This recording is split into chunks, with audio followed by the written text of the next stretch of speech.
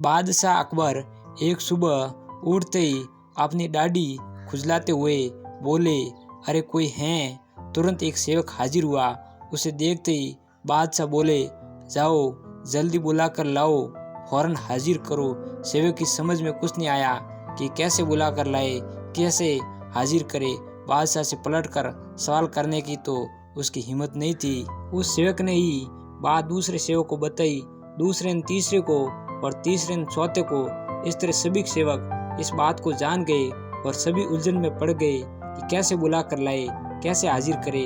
बीरबल सुबह घूमने निकले। उन्हें बादशाह के निजी सेवकों को भाग दौड़ करते देखा तो समझ गए कि जरूर बादशाह ने कोई अनोखा काम बता दिया होगा जो इनकी समझ से बाहर है। उन्होंने एक सेवक को बुलाकर पूछा, क्या बात है, ये दौड़ भाग किस लिए हो रही है? सेवक ने बीरबल को सारी बात बताई।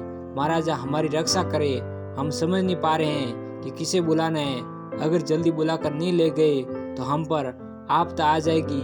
बीरबल ने पूछा, ये बताओ कि हुक्म देते समय बादशाह क्या कर रहे थे? बादशाह के निजी सेवक जिसे हुक्म मिला था उसे बीरबल के सामने हाजिर किया तो उसने बताया, जिस समय मुझे तलब किया उस समय तो बिस्तर पर बैठे अपनी दाढ़ी खुजला रहे थे। बीरबल तुरंत सारी बात समझ गए और उनके होठों पर मुस्कान उभर आई। फिर उन्होंने उस सेवक से कहा, तुम हाजमा को ले जाओ। सेवक हाजमा को बुला ले आया और उसे बादशाह के सामने हाजिर कर दिया। बादशाह सोचने लगे, मैंने इसे ये तो बताया ही नहीं था किसे बुला कर लाना है, फिर ये हाजमा को लेकर कैसे हाजिर हो गए।